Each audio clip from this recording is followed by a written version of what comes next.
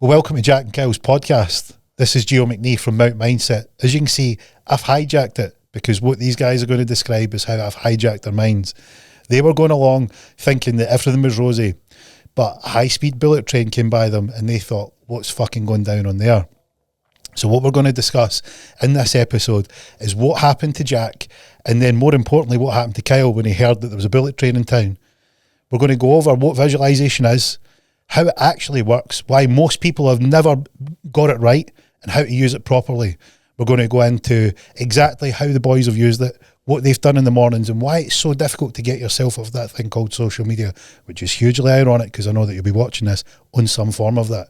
But stick around, we're going to go into all the details on how to do it, and if you want to get yourselves involved, hit up the guys. All the details will be in the show notes.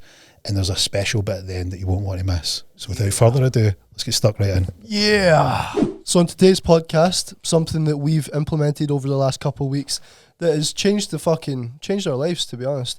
Changed how efficient we are, how clear we are on the decisions we need to make on a daily basis for the bigger long-term vision and goals.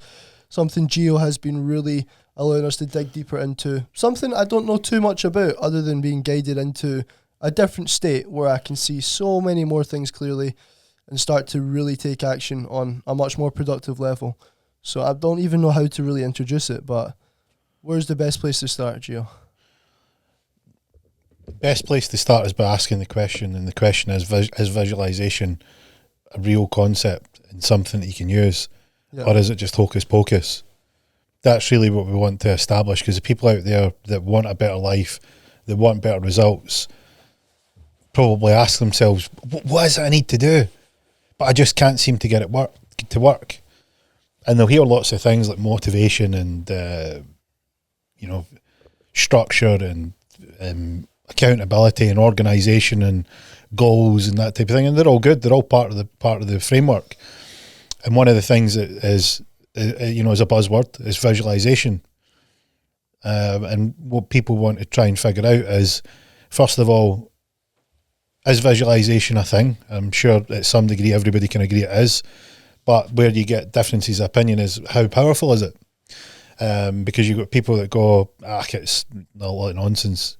But another end of the scale, you've got people that swear by it. Celebrities, sports people, professional athletes, they will not do anything without visualising it first. So it leaves the question, how powerful is it really? And then the second thing that you need to ask is, well, if there's a varied difference between what power it has for people, are they applying it the same way? And that's really where the rubber meets the road, and really what we're here to discuss today. Because before, you've spoken many, many times in your socials, on your podcasts, about manifestation, visualizing your goals and all that type of thing. So you would think that people out there would be like, these guys are on the cutting edge of it. And to a certain degree, reference to most of the general population, use are the cutting edge. But there's been some hidden knowledge that's been kept from people that keeps the power differential in society, which is there's some people that know how to use it extremely well, and there's a lot of people that don't know how to use it at all. And what you've been experiencing over the last couple of weeks is how to use it properly. Yep. And would you say that your visualization over the past couple of weeks has been the same as your visualization before? And if not, what's changed? That's what I was going to say. Before, visualization to me was just thinking about what I need to do, really. Like visualizing, right, what do I need to do to, like, what am I working towards? But not in a very clear state. I had, trying to visualize in the state I was in was trying to fight through fucking brain fog to get to those answers. Whereas what I feel like's changed in the visualization calls that we're doing is getting into a state that creates ultimate clarity and also allows us to jump in and feel and experience what it's like to have already achieved the things I'm working towards. And that's something that I've never done. And that's something that's really started to almost make it a reality in my head without it even fucking happening. So yeah, the visualization has changed in the sense that the state I get into, the clarity that I now have around the vision and the experience I've had. I've already achieved it almost with what we've started to implement. Yeah, so visualization for me before was a picture in your head, but now we've got a destination. It's almost like we've got somewhere to actually arrive at some point. So The difference now doing the visualization is I think, to be honest though, if it wasn't done in the way that we're doing it with the accountability to act in alignment with that vision, I don't think it would really be as powerful. The visualization of like where we're going to be, the destination, 100%, that's such a powerful thing, but attaching daily actions to take you towards it is what's changed it for me, to be fair. Yeah. And the accountability. Because every day that we've done it, the visualization's got deeper and clearer, but it's only, I feel, got deeper and clearer through the action each day that's allowed me to keep refining almost and like building on what I've already been visualizing. Getting closer to it. Like every single day that we sit down in the morning and we add maybe more things to the vision, the only reason I feel that we can actually do that is because the day before we got closer to it. And it's like it's starting to come closer and closer. And then the visualization, because the personal experience that I've had in the last couple of weeks is because we're so clear in the vision, and it's we visit that place every single morning. It's already happened. So when we've got the car that we see, we're in the place that we want to be, and we've got the money, the finances, all these things. Because it's already happened, there's no self-doubt, there's no fear, there's just pure action taking us towards that goal. And it's eliminated any kind of focus on the micros, the small things that don't really matter, and we're just focused on that vision and moving towards it every day. Well, here's the thing, is like, so to explain what we're doing for the people out there, the listeners and viewers that are watching this, what we're essentially doing is creating a process that you can visualise properly. And there's a few things that you mentioned there which are really, really, really pivotal, and it's great that you notice them. So the first one is the state that you're in. So most people don't realise that the state that you're in changes based on how you apply yourself, what sort of attention that you're putting on the thing that you're doing, and in this case, visualisation. So the state is extremely important. Like, for instance, if you were to watch, a boxer before he goes out to a big fight, he's putting himself in state. If you look at someone that's about to do a huge dive off a diving board, they get themselves into the right state of mind. So your state of mind is extremely important, and all you need to do is look at a very rudimentary sort of analysis of someone getting into state, and you can see them preparing, planning it out, imagining what it's going to be like. They're essentially trying to look into the future to experience what it'd be like in the future of the thing that they're about to do, whether it be the dive, whether it be a jump, a bungee jump, and so on. There's these things that they're essentially creating in their mind before it actually happens, so that they can get themselves primed and ready for when they actually do it. So that's the state that we're talking about. Now, with the visualization, what we're doing is we are creating a perfect image of what your life would be if you had no limitations at all, and you could have the perfect outcome in 12 months' time as just a yardstick for looking at the future. What would that 12 months look like? So what we do is we create a picture on what your perfect life would look like. And then what we do is we then start to imagine and put yourself in state to go and put yourself there. Much the same way as a diver would do it if they were jumping off a Red Bull diving on a cliff, or someone that's competing at the Olympics, or a ski jumper, or whatever the sport is. We are putting you the same methodology they're using to imagine what it's going to be like in the future when they do that particular action. We're doing that with you. So we're saying what happens in the future. So you have this vision in your mind of what that might look like, and then we put you into state in a deeper and deeper and deeper state of mind, so that you're almost in a trance-like state, locked in on what it would be like there. And the cool thing about your central nervous system that drives your thoughts and feelings is it can't differentiate between what you imagine, creative imagination, and the real world. So if you deeply imagine something and create it in your imagination, your central nervous system will fire those feelings of what it's like to do that. So anybody that's had a dream and got a fright, or anybody that's been startled in the middle of the night and they feel themselves jerking, your central nervous system's responding. So we're using these things to then add a lot of amplification and power in your visualization. So the three things that we're doing: creating a picture of the future, we're putting you in a perfect state, and then we're firing off the feelings and emotions of what it'd be like there. And that creates a huge swirling sort of amplification and powerful visualization. And you compare that to like what you would do before, where you're like, I've got 100 things to do and I need to do this today and that's it. It's difficult to lay that out, and it's difficult to lay that out in a sequence to get a result, because any result that you get, it's small steps in order that get you a result.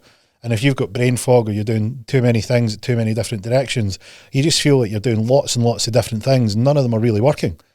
And this is the power that we bring with the visualization is, first of all, we narrow your focus down, as in where is it you actually want to go. So rather than concentrating on 100 things, we're concentrating on one outcome in the future. What does that look like what's going to be there, what can you hear, what can you see, and we're putting you into a brainwave state, much like a sports person that's going to execute at top level performances, and we're going to put you in that state of mind, and then we're going to amplify and fire your central nervous system to recreate what it'll feel like when you're there. And that's where the power lies. And that's the difference between visualization as in, I pulled out my notepad and I wrote a couple of things down in my goals and that was really it. Some people call that visualization, and it's, they might get some success. A lot of people would do that and they don't get inspired by it. They don't feel what they would feel. They don't imagine what it'd be like when they got there, and they probably wouldn't take any action. The difference with what you're doing is that your central nervous system in the morning has fired off the feelings and felt what it feels like to have that in your life. So you can imagine what that does just for the way you feel. And there's a very important reason that it's done in the morning. So one of the and this is a great story, because I liked watching Derren Brown, famous showman, mentalist, stage hypnotist, and always wondered how he could get people to do things. Surely they must be stooges or they're actors or something like that. That's what you would say as a skeptic. But he was appearing to take random people and get them to perform these crazy tasks. And here's where the overlay met. The overlay was that the same techniques and things that they'd studied about the power of the mind in intelligence services, and for throughout the Cold War, they'd essentially looked into the power of the mind, what it could do. Did it have psychic powers? Is manifestation a thing? Can you remote view? And all these things, they had a framework. The framework was intention, so what you intended to do, your future 12 months, your attention to detail, what does it look like, feel like, see like, and what's your expectation of outcome. So that was the three pillars of what the Central Intelligence Service were doing to perform these wildly powerful psychic remote viewing and outer body experience. And these guys were getting hit rates of things that they could use this mental power to go out and experience. So you would go, this is wild and bonkers, like this is nuts. But there was documentation that's released by the CIA, the Stargate program, that says, look, this is what we were doing. And Joe McGonigal was the guy that was Agent 001. And he's like, yeah, this is how you do it. And he goes on to explain about how you can manifest things and the way to do it. And there's a proper way of doing it. And you need to have intention. You need to have attention to detail. And you need to have an expectation of outcome. So if you just do that, if he can do that with remote viewing, then surely it's not too big a leap to go, I can visualize something and make it happen. Yeah. Like, if they're doing that, surely you can do this. So the framework's very, very similar, because what we do is very loosely connected to that. And the reason that these stage hypnotists were getting people to do things was they realised the power of putting someone in state. And when you put someone in state, you can give them instructions and they'll follow those instructions. Even though to the outside world, people go, why would anyone do that? Well, because they understand the power of putting someone in state, giving them instructions, and then getting an expectation of outcome. Now, you could use that for visualisation for your ultimate 12 months, or you could pull someone up on stage and tell them to eat an onion, and I'll get them to imagine it's an apple. But the thing being is their central nervous system is responding based on what the instruction is, i.e. this onion is an apple, and they don't feel like they're eating an onion, they feel like they're eating an apple. Well, if you could do that with an onion, could you do that with a 12-month visualization? Could you do that with an outcome? The answer is yes, because history is littered with people that have done it. And as I said, there's a power differential between the small number of people that know how to do it extremely well, knowing the principles and pillars and techniques that are properly applied that get these results, and the vast majority of noise that's out there that says, hey, all you need is visualization and you can achieve if you believe. And this is the thing is that they're two very, very different things. But you can see how if you paint all with the whole thing with the same brush, you get lost, because it seems that some people are getting an exceptional result and there's lots of people that aren't. Yep. So what you really want to figure out is, it seems that visualization has the power to do something incredible. How do I do it properly? And you taking closer to the people that are executing this, and the way that they're executing and the manner in which they do it is very, very, very different to the information that's out there. Yep. And what you have done over the last couple of weeks is experience that firsthand. As I said, the things that we've done is we set an intention. What do you want to do? Yep. What is it you want? And we've went through it. Where do you want to be? What does success look like? What does the family look like? What's your loved ones doing? How are people proud of you? How are you proud of yourself? How does it feel to get these results? Imagine what it would be like where you'd be free, financially secure, and so on. All these things that people desire, and you're imagining what it's like. We are setting that intention. Yep. The second thing that we're doing is we are putting attention to detail. So be detailed. Where are you? What does it look like? What colour is it?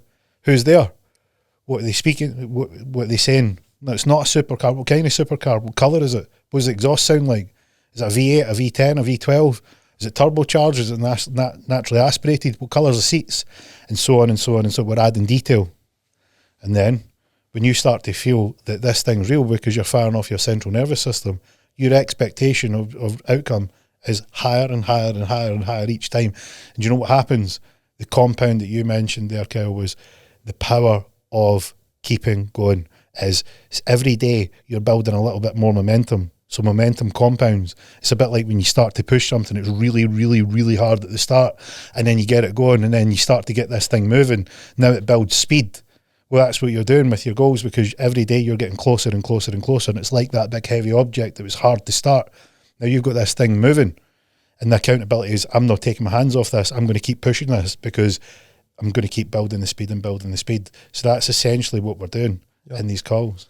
With visualization as well, before jumping on the calls, I was thinking next year, get my own clinic, that kind of stuff. But it was a very shallow thought. It wasn't walking into the clinic, experiencing, feeling, looking, seeing what the fuck it looks like, feeling the warmth when I walk in the room, all that kind of stuff. So the depth that I've got to in the visualizations with yourself versus what I was doing prior has been the biggest mind-blowing thing. And obviously some of the tools that you've used is tapping into different brainwave states. So for most of the viewers watching, probably not a lot of people even give themselves time to visualize, right? But say that you're someone that wants to prioritize time to visualize, can you start to explain a few things about the brainwave states, just even on a basic level, so people can understand what that is and how you incorporate it into the visualization calls? So brainwave states is a measure of the frequency that your brainwave is operating on. So imagine like the frequency as a wave, it crests and falls all the way through. So we have different states that we go into, and the easiest one to think about is beta. So our awake and alert state is beta, and beta state's great because you're alert and you're paying attention to your surroundings, and it's essentially the outside world. So the outside world, you're looking for risks, you're looking for threats, you're looking to survive, you're looking to be alert and see what's round about you. And that's great for the outside world. And what you'll realise is that visualisation, if you were to say to yourself, if I was to ask you now, is visualisation the outside world or is it the inside world? Which one would you say it is? Inside. So it's the inside world. So is beta state the right state to do an inside world job? It's an outside world brainwave. Yep. Is it the right place to do it for an inside action? No. It's normal. It's obvious now that we've explained it, we know it. And what is the beta brainwave state? So beta brainwave is alert. So the beta brainwave is a frequency your brain operates on to pay attention to your surroundings. So it's essentially you awake, paying attention to the outside world. Is there cars going by? So are there any risk? Yeah, almost. essentially you're like, if you were out in the wilderness 200,000 years ago, you're looking for a saber-toothed tiger, you're looking for threats, you're looking for food, you're in survival mode, you're looking for shelter, you're watching the weather, you're paying attention to the outside environment. So with the inside world, that task isn't visualization being an inside world job, or a task that you're about to perform. That beta state is the outside isn't a great place to do it. Yep. But most people, when they visualize, will do it in beta brainwave. So these are the things that you want to do. So there's a higher state of consciousness, which is alpha brainwave pattern. So your alpha brainwave is you're slowing your brainwaves down and you're making the peak higher. And what you're doing is you're taking it's the bridge between completely on the inside, which would be a theta brainwave, similar to sleep, right? And you've got beta, which is completely outside. Well, alpha is the bridge between inside and outside. So the reason that we don't go straight to alpha, because the normal question be if theta is completely inside, why do we not just go straight to theta brainwaves?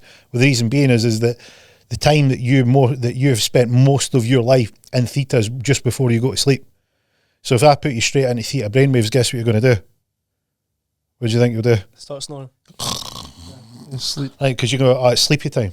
Because that brainwave, you go, right, reaction to, right, let's slow down, and then just like, you know, when you start to drift off and it's a bit like a daydream and you just... Turns into a wet dream. Yeah, you just wander and maybe you see some things that are nice and gets damp, whatever that may be. Whatever that may be, and you go, this is the stage, so you go outside, walk. So just imagine, inside world, outside world, there's a bridge. Beta, across the bridge is alpha, and then into theta. And theta predominantly is like, let me go to sleep.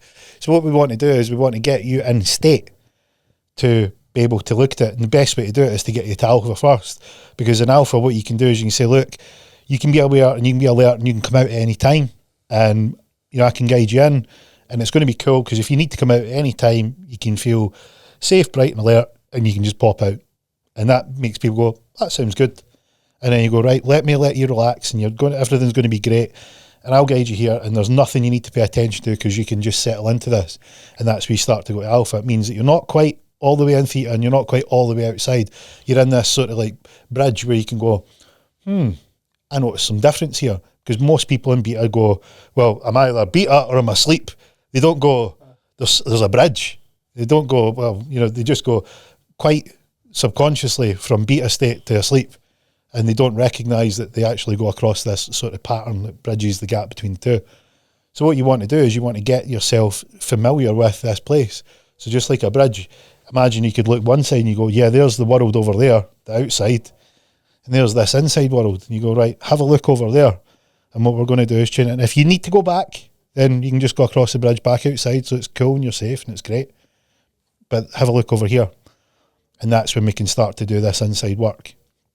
And then once you get familiar with it, once you want to go deeper and once you're very comfortable with it, we can go across the bridge and into theta. And the more time that you spend there, now you can recognise you can stay there without going to sleep. And that's why theta brainwave is the inside work and where you can really amplify the visions. Now, a great place to see this is, imagine you're watching somebody about to do a ski jump. So they're sitting on the ramp, they've got the big huge slope in front of them, they're going to jump 100 metres, they're going to fly through the air, they've got the skin suit, they're going to do this huge fantastic jump, and they're sitting on the bench and they're like this.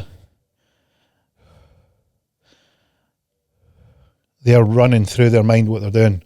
They're not paying attention, they can't hear the crowd, they can't hear anything, they're putting themselves in state and they're getting ready. And then only when they're ready they come out and they're like, right, I'm ready to go. And they go from alpha back to beta and then they go and perform their task because they've visualised what they're doing. Where's the wind? How do I control the wind? What's my foot position? What's my body position? How am I going to spring off from my knees? Where am I going to put the blades? How am I going to adjust for the wind? Yeah, I can see it. It feels good. I've done this 1,000 times before. Yeah, I'm confident. I'm ready. Right, here I'm alert. And they go. Do you think people will do that like without truly grasping the concept of alpha brainwave state? Like you look at Ronaldo standing in his set position before a free kick. Do you think he's been educated, or do you think he's just intuitively able to tap into that alpha brainwave state to visualise? Do you know what I mean? There's people that, like, there's definitely some subconscious element that you can naturally find it. Yeah. But what happens is you don't necessarily, like for me, when I started doing the visualisation and essentially visualisation manifestation are one and the same thing. You visualize to manifest, so that it's like the chicken and egg. Well, it's the horse and cart rather than the chicken and egg. Like one thing leads to the other. Like you will generally, what will happen with someone like a Ronaldo, and I'm speaking from one experience here, is that you pull something off and you know that you've done it, but you're fucking frustrated that you can't do it all the time, and you think, what did I do there that worked? Something worked, and you try and repeat it, and maybe you don't do the state, you don't get into state properly, and you're like, it's driving you crazy. So you start to look for the answer as to why was I able to do that before and I can't do it now. And this is rife in sports people because they're like, how can I get into peak state? Remember the word state. Peak state to perform at my highest level that I know I'm able to perform at. And they go, I don't know, but I got there before. I just don't know how to get there. And this is where they will now seek the advice of how do I do it. And that's when you get like famous hypnotist Paul McKenna being one who says, look, I go and see sports people all the time, and they're like, they're stuck and they don't know how they've got there. And they, you know, generally it can be both ways. So they're either looking to get to the state they got a great result, or they've now put themselves in a state that they keep fucking hitting the bunker, or they keep hitting the shots wide, or whatever it is that they're doing wrong. They've locked in a pattern that's in that state, and they want to change it, or they want to get back to that peak state, and they want to find out the path to do it. And how to do it, yeah. And so you'll find that a lot of sports people at the very, very top of their game will employ these guys to go and say, look, get me in top shape. Tony Robbins, another famous one, Wayne Dyer, and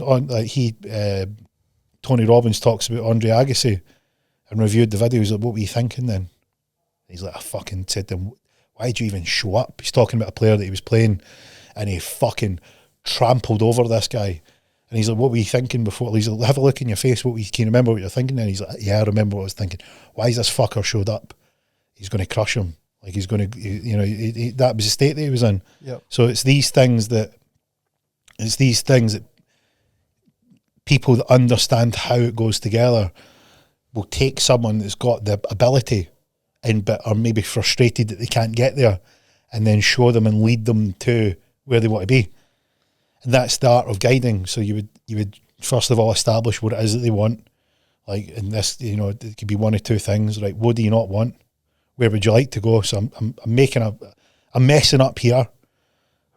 Now, for sports people, that's easy because they can review your performance. But for business people, entrepreneurs, young successful people, that can be, I'm frustrated, I waste time, I don't have a clear focus, of brain fog, you know, I'm lacking accountability. Like, there's a whole host of things that is difficult because they're not like, it's not like a football game where you can go and review the game. Like, they're trying to review the life, and generally the people that are looking for this aren't writing down a diary or a journal of how the day went, so they can't actually review how it went. It's all from memory. Yep. But because they're trying to do things and frustrations in there, and they're getting clouded with their emotions, and things are pissing them off, and the bias can kicked in, and they can listen to their own bullshit. Like, what have we said on the calls? I'm like, you're just listening to your own bullshit here. Yeah. And that's not having a go. It's more saying, right, look, here, this is what you're doing. And it's sometimes you need somebody just to move all the mess out of the way and go, can you see it now? And they're like, oh yeah, I get it. Yep. And this is the thing where you get, this is why you have ultra high performance people that get amazing results, that will still need someone that comes in and goes, you know how my brain works, figure it out for me.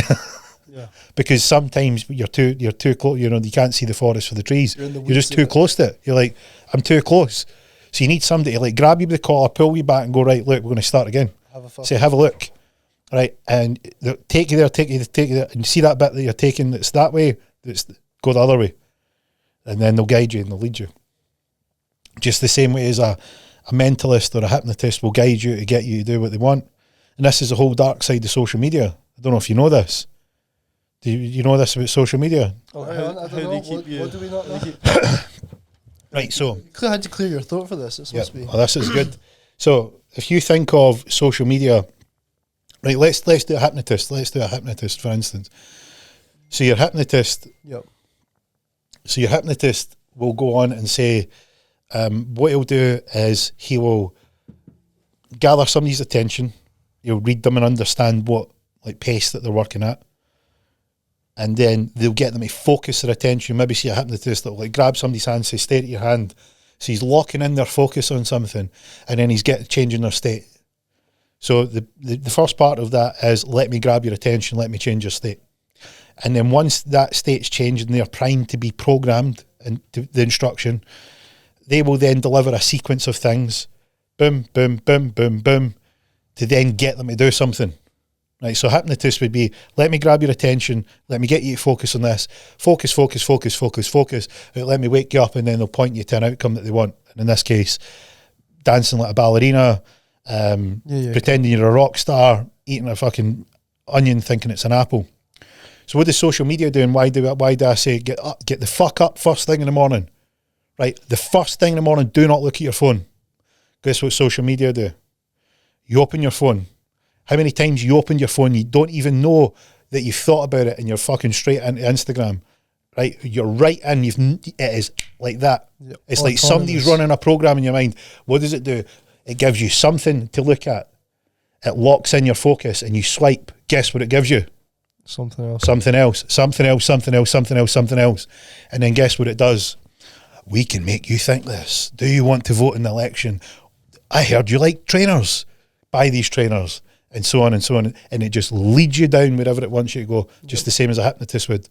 So the programming of your mind in social media is there to extract your attention, get your focus, lead you down a path, and then point you at whatever they want. Keep you inside. Keep you inside. So data extract your attention, and they're going to take that life source that's in you, that power to manifest, create, visualize, build a future, and they're going to use your energy to build the future they want, not for you to build the future you want. Yep. Yeah, before you said that, I was going to say the power of us doing this in the morning. And everyone watching this, when they're thinking about doing visualization, it does seem like it's maybe quite far away from them doing it. Like, a lot of people watching this might not think, I'm going to wake up tomorrow and do this, but a lot of the time what you're doing at the moment is you're waking up and you're straight onto your phone, social media, and then the way you described it is like social media is like digging its claws into you the full day. And you're fighting against this unconscious part of your brain that says pick it up and scroll. It's you've got this to check your notifications, and see another powerful part about us doing this is waking up and doing that. And when we feel that we've been more aligned with our vision, it's because we've not been distracted by social media and really like it's not been digging the claws in. Like the vision's been digging the claws in and reminding us of what we should be doing to stay in alignment with that, rather than this distraction of fucking social media. And it's honestly so fucked up how controlled everyone is. Just look at the pattern beforehand. The pattern will look something like this. Right? And I don't need to see your phone. I don't need to know what you're doing, but I know what the pattern will look like.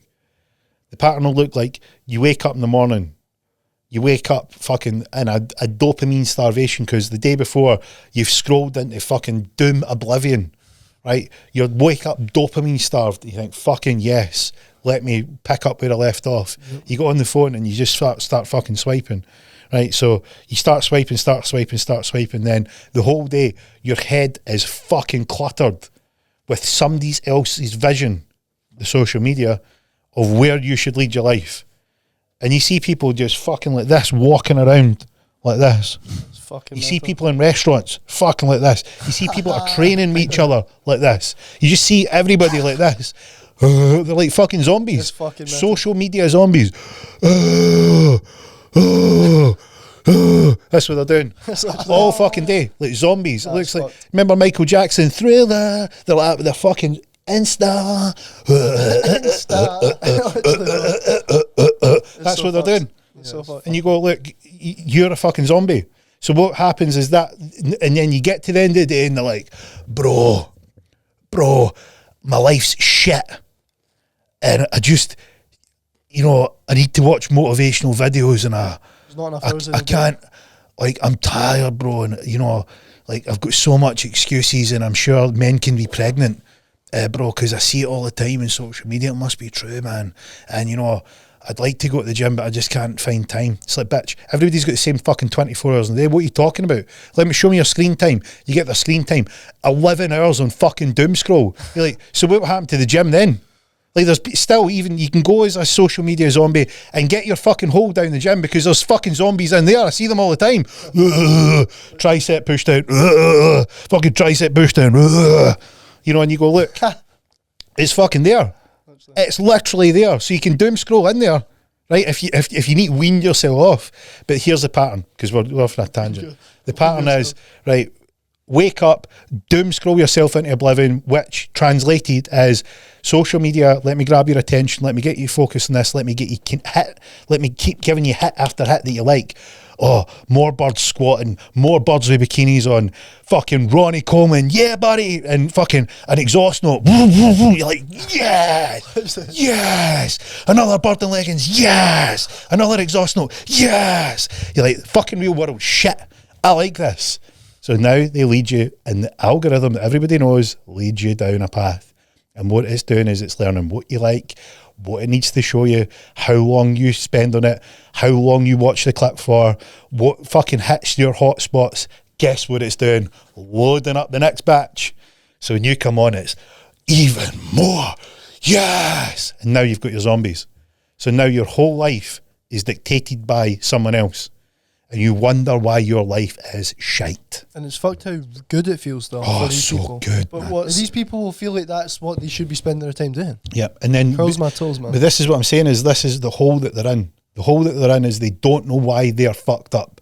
right, they don't know why they feel like this, and they don't know why they feel like that. And I'm like, I said this to these on the call. I says, this is what it sounds like to me. People moan about the results, and they're like, it sounds like this, meh, meh, meh, meh, meh, meh. And you're like, what action do you do all day? Meh, meh, meh, meh, meh, meh. So basically you've got a life of meh, because all you do is meh.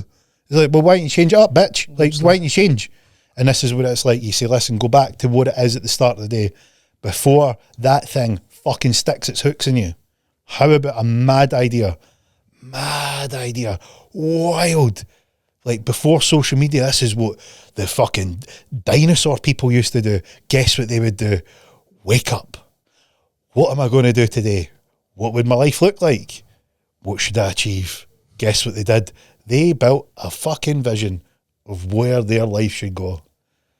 No hooks, no leading you down a garden path. And they built a future. So, as bonkers as that might be, and as much as you're like a fucking crack addict getting hits off this social media, why don't you give it a go? Nah, mate, not got the time. I'm not a morning person. I don't get up in the morning. Mate, you're not a fucking morning person. Well, according to your screen time, you are a fucking morning person, because the first thing you do is get on that fucking social media. Literally. And then you go, look. And I'm not beating up on social media. It's a great tool. We all use it. We use it effectively. It works. Yeah. It's great. No doubt about it. But there's a very, very, very dark side to it. And there's a dark side that explains why people feel shit, why their endocrine system's poor, why their energy levels are poor, why their dopamine is all over the place, why they don't have serotonin in their system. There's many, many factors that at play. And the whole process of what we're doing is saying, look, how about a wild idea? There's some people that have used this extremely powerfully, and there's a whole secret group of people that have knew it for millennia, and then there's intelligence services that have used it to do all sorts of wacky spy shit that has power. Now, we're not going to say, are you going to spy on Russia and find out what fucking submarine that they're building? But we might just use it to say, could you improve your life in the next 12 months? And if so, what would it look like? So we're not trying to reinvent the wheel. Just have a good life. Literally. Why don't we try that? But here's the catch. It's going to cost you your full attention. You need to do it first thing in the morning. Now, you wouldn't think they're big things to ask, but you now know 3 weeks in how big a thing they're to ask. I'm not a morning person. I need optimal sleep. I was late last night, blah, blah, blah. Life gets in the way. Right? But if you want an ultra successful, extraordinary life, you need to do extraordinary things. And you need to have sacrifice. You need to sacrifice things, and guess what that happens? Guess what happens when you do it? You get better. You improve. You start to notice things. And it's not 5, 6, 7, 8 months. 2 or 3 days. You notice a change. What did you notice? More clarity. Fog lifting. More energy. Not being distracted. You weren't interested in the distractions. Right, your vision becoming clearer. You started asking the right questions. You started to get into state much quicker. You started to get locked in. You had increased focus. You had increased productivity inside 3 days. Now the hardship of it's going to cost you your attention. You do it first thing. Right, okay, I've seen enough. I like it. I like what I see. I like the results. And this is what happens with amplification. Every time you do it, it gets better and stronger and quicker and more intense, and it builds in itself, just like the big rock that you're pushing. It's hard at the start. Once you get it moving, this thing starts to get speed fast. One thing I will say is, though, out of the hundreds of people, clients that I spoke to, not everyone gets to surround themselves with fucking 8-figure earners and 8-figure people like yourself, Gio. So we're in a very fortunate position, and yeah, we might have created it for ourselves, but most people probably listen to this and want to be able to visualize to just make their life clearer and start to kind of fulfill their potential, say. And that could be as little as genuinely just getting up, not having a wank in the morning, not scrolling, ticking the fucking boxes towards the gym, your health, drinking the right amount of water, saving the right amount of money, not spending the wrong amount of money on the wrong things to get an extra wee holiday that year. Do you know what I mean? It's like the visualization is important to me because of the clarity that it's given me and the kind of almost accountability to work towards my goal. It reinforces every morning, this is what I'm fucking working towards. So for the average person, and for the average person, just anyone that's looking to implement visualization, I feel like the clarity alone is something that most people are missing. People aren't clear on what the fuck they want to do. Well, I'd say to go from a zombie to an accurate thinker that can create his own reality, the thing that you need is awareness. Like, since we've been talking to Gio, like, I overheard, Jack's been doing one-to-ones with Gio, I overheard a conversation, I was like, it's giving me anxiety that I don't know that shit that Gio's saying. Like, and I've just been living a life with a lack of awareness. And since we've been opened up to this, it's only been 2 weeks, by the way, the visualization, it's not been 3, but it's the awareness around the different things we're learning. The awareness is just what's changed it. Do you know what I mean? If you're a zombie right now that's addicted to scrolling, you're not creating your own reality, and you don't feel like you're driving towards a vision, it's because you've not got awareness and you don't really know what your vision is. And that's why, again, Gio's given us this wisdom, and I'm on my call last night I had 21 boys on the call, and I'm giving them all awareness around what their vision is, what the systems are to get them there. And it's just the awareness is the main thing that you need to go from a zombie to an accurate thinker. Is awareness. That's the first thing. And then obviously you need what we're doing. We need the practices. You can't just be like, after this podcast, I know how to do it all. But that, I don't know if you're going to ask Gio that there, but from someone that is watching this podcast and thinking, I want to wake up tomorrow morning. I've been seeing Jack and Kyle's stories. I've been seeing them doing the visualization. What do they do tomorrow morning? Well, your first point there was awareness. I think there's stages of awareness that you go through. So they used to call it the competency cycle. The competency cycle was basically you becoming aware of something. So whenever you wanted to improve, you had the first part was you were unconsciously incompetent. You heard of this before? Yeah. So the first part was you didn't know that you were shit. So for people that don't have a fucking dictionary, have never used the word like unconsciously incompetent, it means that you weren't aware that you were actually useless. So you were willfully going along not knowing that you were useless at something. Yeah. Or something was affecting you, or something was it's like ground zero awareness. Reacting to everything. Like if you're unconsciously incompetent right now, you're listening to this and you're hearing us calling you a zombie, and you're like, no, I'm not. And on your screen time on your phone, 12 hours on social media, I'm not a zombie. Right? That's unconsciously incompetent.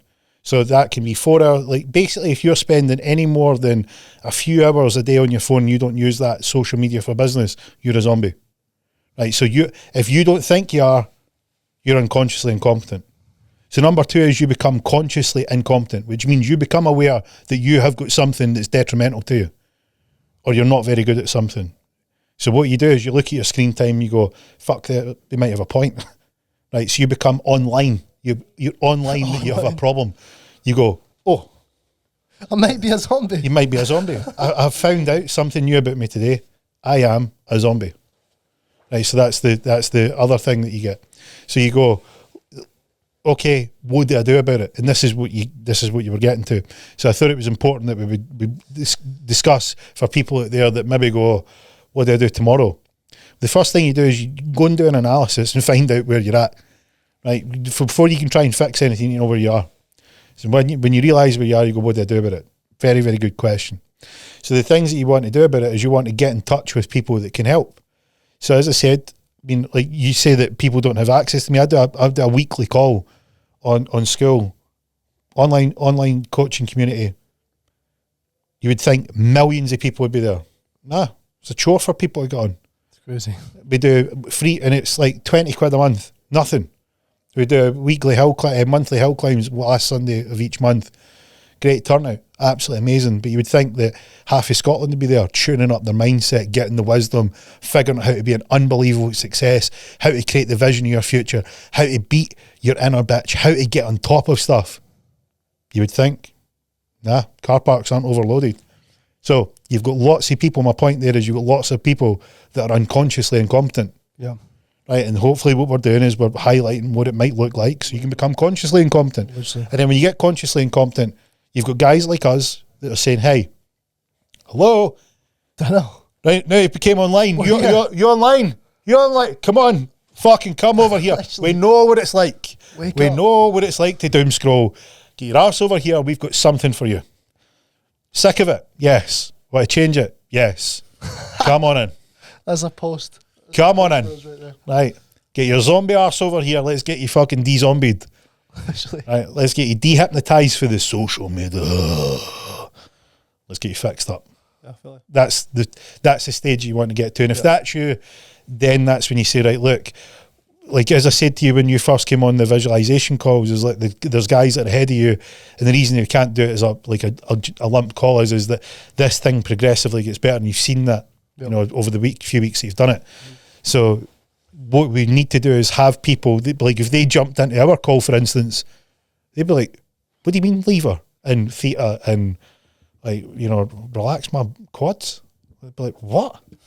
You know, so you'd be like, you know, you need to take them through a process. 100%. You need to take them through that process, and that process is where you get to the point where like, and then the two other cycles begin, which is you become consciously competent, which means you're aware that you become good at something, and then unconsciously competent, which is you do it without thinking. You're just good like that. So I was obviously taking for granted that we'd been through the levels before we started with you. Wasn't just we didn't go from unconsciously incompetent to then visualising and fucking align with a vision. The funny thing that you said, because it wasn't about the call, the funny thing that you said there is that I now became like, you were going along gangbusters, flying. Aye, true. Overheard the call, and you're like, wait a minute. I'm doing fucking nothing. That went from unconsciously incompetent to, hold the fucking bus. I don't have that. Yeah, I need some of that. And that was where you went from, I need something. I've became consciously incompetent. So I know that I lack something. I know that I'm missing something. I know that something's detrimental. That's so true. And you went, wait, now I need this. And that's when you started to change, because there was a very straightforward and obvious path that you were on, and it was working, and there was nothing wrong with that. But you had the awareness to go, right, looking at this path and looking at what I've overheard, there's a fucking high-speed bullet train that's came past me, and I'm on a fucking steam train locomotive. I'm on fucking Thomas the Tank Engine here, right, thinking I'm going fucking flat out. Yeah. And this bullet train has nearly sucked the fucking air out my lungs. Jack. And I'm thinking, right, how the fuck's Jack on that? Get me a ticket. So like I was kind of potentially unconsciously incompetent with one little area, and then when I overheard that conversation, people generalize that that made me consciously incompetent. Yeah, people generalize that and think saying unconsciously incompetent means you're just a full blown fucking retard. Yeah, it's not. That's what I thought there. It's like different. It's different parts of you, different areas. No, but we are jesting. I mean, like for anybody that's like, you know, not born in the 90s and doesn't have a pair and doesn't know how to fucking take the piss. We're in the 2000s. I will use have definitely. Yous were supposed to be 90s kids. Yeah, I agree. Like, so yous were just born in the wrong decade. Literally. So the thing that people out there is, it's not that you're a complete moron. It's is that there's what it feels like. I'll tell you what the inside feels like. If it feels like this is you. What it feels like is you thought life was good, or you had settled for the life that you've got, and you came to terms with it, and you feel okay. Then something comes back past you, and you go, wait a minute, that's where I'm supposed to be. And something inside you goes ping, as if like a little notifications went up. You're like, you're not supposed to be over there. And you're like, you know what? Yeah, I fucking am. And that's when you realise you've became aware that you're supposed to be somewhere else. Because what happens is that word that gets thrown about, that thing that's went past you resonates with you. And that higher intelligence and that higher self's like, Kyle, have a look over at your left, and you're like, oh yeah, it feels right. And you go, well, this is good where I'm at, and I don't need to take, this is what I call the comfort trap. The comfort trap is you get that notification in life, and you go, look, I'm just fine here. I'm just getting just enough that I can stay here. And what happens is people kill their hopes, their dreams, and their goals. They kill their future in comfort, smother it in and wrap it in a wee blanket and seduced by the central heating and let's lie in and it's nice. Don't take any risks. Just be safe and secure. All that shite. They're the hardest people to fix. See, the people that want an easy life, incredibly difficult to fix. I'd take a complete nutcase that's got a bit of volatility before I'd take somebody that wants an easy life, because at least with the volatility you've got energy to direct. See, people that want an easy life, they've literally pulled the power cord at themselves. They've got nothing to drive with. It's like, because they've just killed the high energy part of them and just accepted what they've got. But that is the people. We need people like that though. We can't have everyone on a high frequency. Yeah. There needs to be losers. There needs to be the fucking cunts that turn the the cogs in the. Do you know what I mean? Like there needs to be the little fucking people that just make up the system. Yeah, but what I'm saying to you is that I think what happens is people like I don't think that's everybody for their whole life. Right. So what happens is somebody goes along and they fall into a state, and then they do this for a wee while. And they fill that role where we need somebody that's just going to do the menial tasks, and then at some point they either get in the comfort trap, work their way up, and they just accept that that's where they want to be, or they become aware they're like, no, this isn't me, and it drives them. Right, and life gives them a choice. And that's who we're talking to. And this is what I'm saying to you is like there's like we are there for the people. Like the people that this will resonate is not the people that are in the comfort trap because they've accepted it. Like, and there's no harm to that. If that's the life that they want, and they feel that that's enough for them, then more power to them. Yeah. Like, because if they come to their deathbed and they look back and don't have any regrets, fair enough. Like, who are we to say otherwise? It's not my life. It's not your life. Because, but the same, they would look at us and go, what the fuck are you doing this for? Yeah. Why push? Why risk? Why do this? Why put money on the line? Why get up early? Why stay up late? Why work the weekends? Why put yourself out there? Why build a brand? I'm like, kind of thinking it must, mate. I just want to go to Benidorm for a week with the family and clear 300 quid a week. It's crazy what you're saying though. Someone could have a conversation like this or listen to this podcast and 180 degrees flip and go, nah, fuck, they're right. And it takes for one fucking bit of information to go into their skull for them to think differently. They've just been oblivious the whole time. They've just been so ignorant. Such a valuable like, fucking people come into me, like even clients and for treatment, and we talk about this, talk about that, and they start to go, it's a good way to look at it. XYZ. Next session or like a month later they come in and they're thinking, speaking differently. They're like, oh no, I took on what you said about XYZ. I'm now more aware of scrolling or whatever this that. I'm starting to like, it's like fucking mental that it's crazy. The people that we could help change their whole fucking life are so ignorant, and I think obviously a big part of that is their ego, and that's what I want to quickly touch on before we finish, because see the ego part of it. Like a lot of people would listen to this and think visualization, fuck up, mate, but then that is probably very much a part of their ego, whether it's them not wanting to listen, whether it's them not wanting to confront their life and be honest with themselves and hide away and let their ego protect them. Could you break down what ego actually is for people to understand on a basic level? I just want to make a point before Gio goes deep on it, because obviously I had a voice in my head. It's called your ego. It's an outdated survival mechanism before Gio obviously goes into it, but it's just something that kept us safe. Our ancestors had it in their brain to fucking not die pretty much. Survival instinct.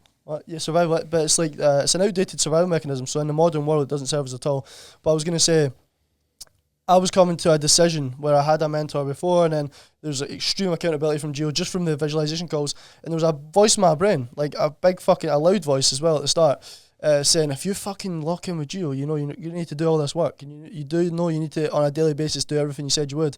And for how many years, we know we've wasted a lot of time. Like, I know we've done well and stuff, but we've wasted a lot of fucking time, smoked too much fucking weed, made a lot of excuses, and now that we're coming to terms with all of that, and we're really making decisions to move forward, there's that voice in your head going, but you could just say to Gio that you're happy with that other mentor, and like you're kind of happy if you like, do you know what I mean? That you could just say that. There's this voice in my fucking head doing that. But then you need to consciously think, am I going to thank myself in a year's time? Am I going to get to that point that I want to get to? Is that destination actually going to get fucking met if I keep lying to myself and not take on the extreme accountability? But the point I'm making is I have that, everyone has that ego. Like how fucking strongly that voice has been in my head recently, and it's not dictated my actions, but it's still been there. It's still fucking really been there. So when Jack's saying, Jill can speak about ego, but again, it's a part of your brain that's going to try and keep you safe. You need to be aware of it, and then you're not controlled by it because you're aware of it kicking in. You know that it's not you. And a lot of people think they know what ego is. But Gio, break down what ego is if people can understand it on a basic level. Ego. Everyone's got an ego, and it serves a function. So, like ego, if you think of what ego does, as you rightly said, it protects you. It's protective instincts. It's the reason that you want competition. It's the reason that you want to prove that you're the best. It's the reason that you want to get on top. It's the reason you want to succeed. It's the reason that you want to feel valid. It's the reason that you want to feel significance. So it drives you to feel particular things. Now, as we've expanded as a race, that might have been to get to the top of the tribe, or to be the best hunter, or to be recognised as the best mate. So there's instincts in terms of where that would have positioned you in the hierarchy to be more appealing to get your bloodline to continue on, or it might have been social stature so you could feel relevant and these types of things. So that ego is essentially part of your characteristic that drives you to do particular things. So like, for instance, in this day and age, if somebody's driving, you know, a fast car, or they've got a lavish lifestyle, or they've got a fast house, or they've got money, what they're essentially doing is they're saying, I am significant because I've done something great. Now, that's driven by the ego, because you don't need a supercar. You know, you don't need a Lamborghini or a Ferrari. You don't need to have a penthouse. You don't need to travel the world. You don't need to have all this money in your bank account, because the other side of that coin with people that say, oh, well, don't have your ego. Like, do you want to live in the woods and fucking, you know, like live in a cave and sort of, you know, eat off the land? That doesn't sound that appealing either. Another's being an egomaniac. So the balance lies within, in between. So your ego can be your greatest enemy, because it can sabotage you, it can get in the way, it can cause you to make rash decisions, it can cause you to be irrational, it can cause you to clash and get moody and to fight. But another side of it is another side of when you tame that ego. When you use that ego, it's an unbelievable driver. So things like if you didn't have money growing up and you want to feel secure, if you know what it's like to have risk and you want to provide a degree of security, that ego's there driving you, because it's protecting you. It's saying, do whatever it takes to make sure that doesn't happen again. Like if you couldn't afford food, or you couldn't afford clothes, or you were slagged at school because you didn't have the right, you know, wore the right stuff or didn't fit in with the right crowd, that ego is pushing you to say, fucking make sure this doesn't happen again. And particularly as a parent, you're like, you don't want what happened to you to happen to your kids. So it pushes you even more. So this thing, although it can have negative connotations, there's a real positive driving side of it. And it's like most things that have duality. Your ego is a very, very, very powerful tool, but it can also destroy you. So know which side is which. And the whole point of what we discussed, and like, your story is great, because for those of you who don't know, Jack's been doing a bit of one-to-one mentoring, and the very first part of it is a method that I described, which is visualization, pick a direction, then start. So it's very, very unique to you.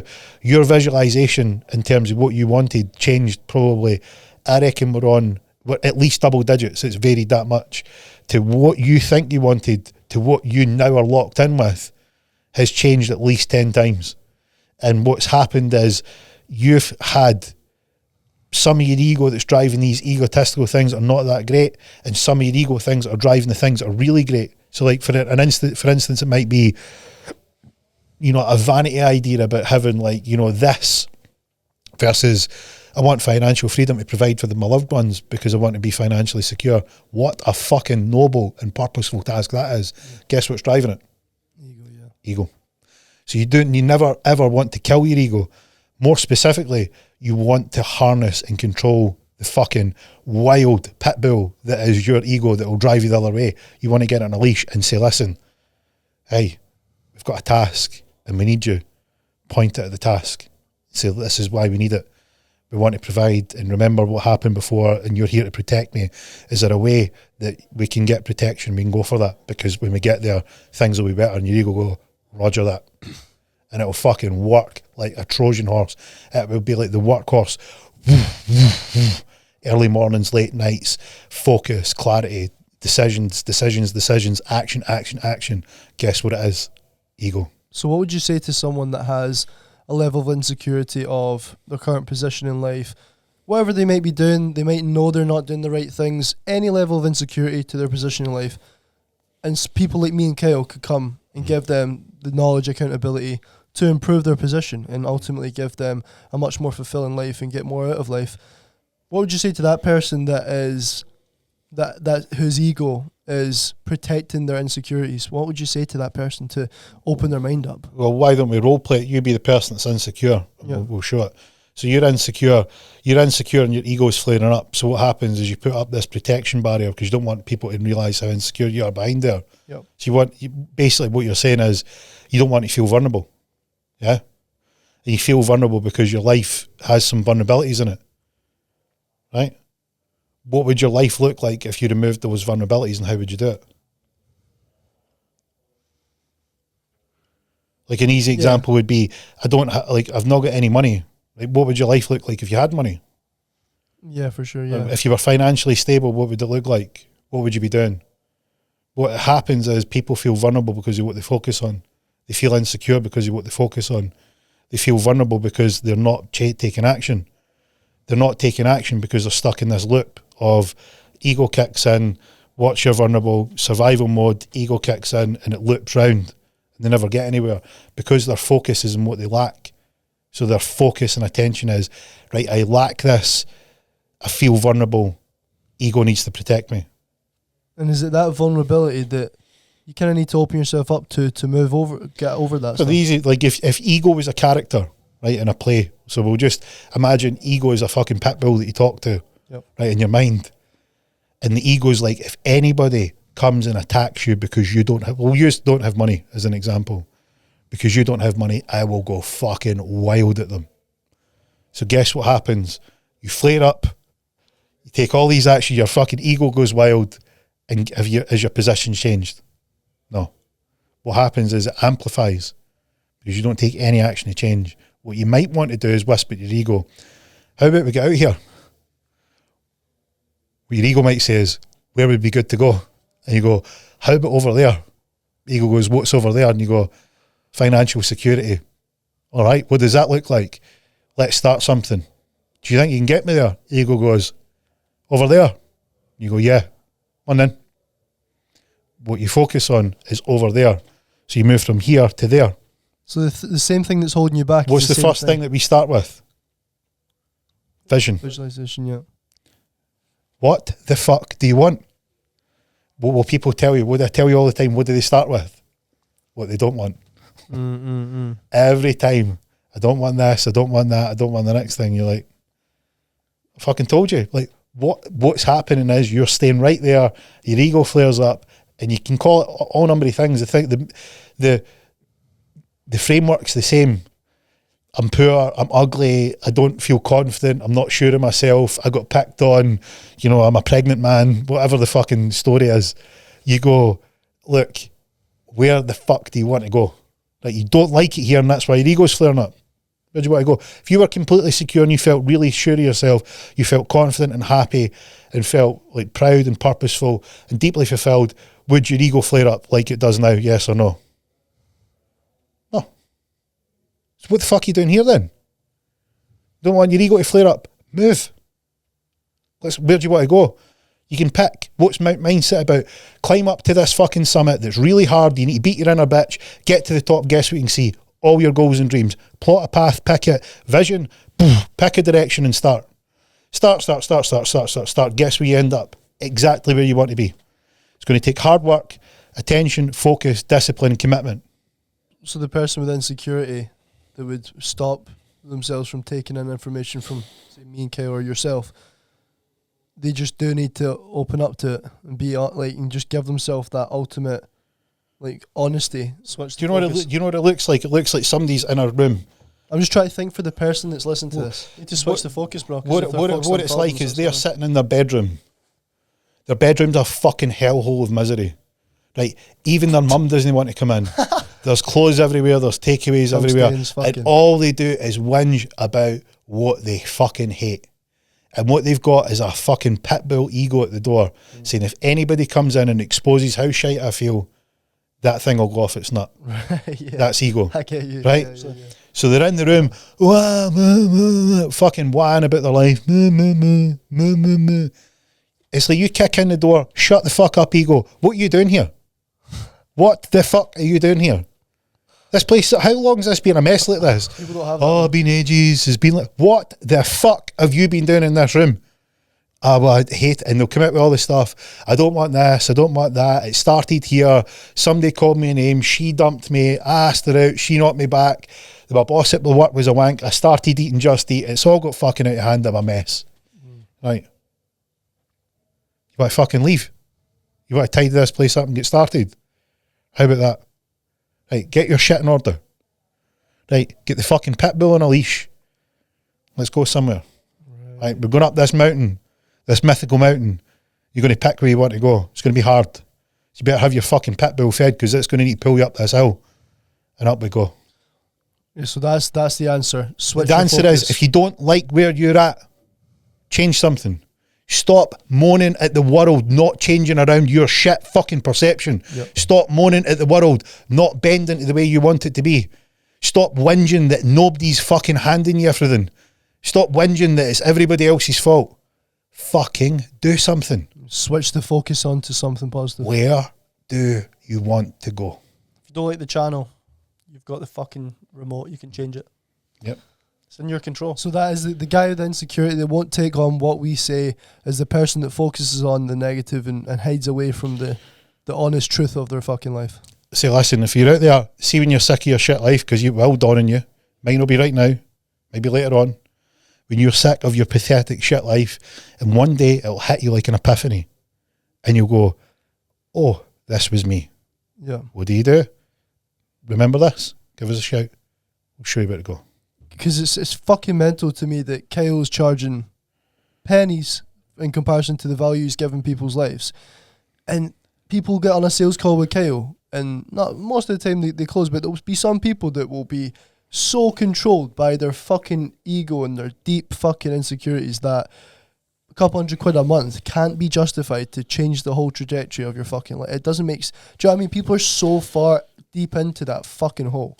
I think it's It's our just job. about Our trying- job to show the value. Trying to convey the message and deliver it in a way that connects them to the light, the possibility of changing it. Do you know what I mean? If you're watching this podcast and you don't work with Gio, me, or Jack, then you need to start working with me, Gio, or Jack. Or Well, people, I'll or give you a- people I'll like give you a us. Or people conversation. like us. I had a conversation with a guy who wanted mentored, and he was moaning about the price, because I structure the mentoring based on what I think the other person can afford. Yeah.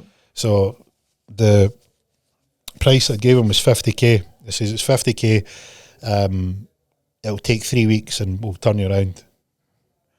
And he was like, seems a bit much. I was like, is a lot. I said, but I know you can afford it, and I want it to hurt if you don't stick to it. And he's like, what if I don't get any change? I said, tell you what I'll do for you. I said, I'll flip you for it. So I'll flip you for it. I'll do 3 weeks for nothing if it's heads. If it's tails, you pay me double. I was like, because the outcome's guaranteed as far as I can see. Yeah. I says, because I wouldn't choose to work with you if I didn't think you had it in you. I was like, so if you think 50k is expensive, how about 100? I'm prepared to take the risk of you. He didn't take the risk. Just paid the 50k. Paid the 50k. Got the result. Did not fucking got the result. Like, this is the only issue, is they keep coming back and they're like, right, you can never disappear out my life. Because just like the sports person, what happens is they go, whenever I need you to be right there. Just like Ronaldo goes, I fucking keep hitting over the bar. And he needs the guy in the sideline going, shh, remember this. Yeah. And he goes back out, top bins every time. Yeah. Golfers, professionals, and it's never about them feeling like they don't have value. It's about them having the fear that they can't get you next time around. Crazy. Mic drop. Let's go. That's a nice way to end it. Yeah. Yeah, if you've That's sat and fucking- watched this podcast for an hour, To the end, you've learned your life has has changed. If your Crazy. life hasn't changed after Get in this, touch with me, Kyle, or Gio. As I said, there's so many people like us, but you're listening to me. the last thing Kyle, that you're so- missing right now is the awareness. Right, from this podcast, it's giving you a bit of awareness, but then how do you put all this into fucking real life? The How do you knowledge and actually take the accountability action? on top of Well, it. we're Right. going to do an event. So- We're going to do a live event. Why don't you come along? Right? See if you think it's hocus pocus, it's shite, it's this. My mum says it doesn't work. My brother says visualization's crap, and my pal Davey says that anybody's a bam that doesn't drink Buckfast twice on a Friday. Come along, right? Come along, take a risk if you think it's a lot of shite. Yep. Nobody will leave that place being the same. Nobody. It's impossible. It's impossible when you go that intense that you go. It's like you've learned something new about yourself. It's like you've found something. You go, I never knew I had that. You go, how'd you like it? You're like, fucking liked it. You go, it's yours.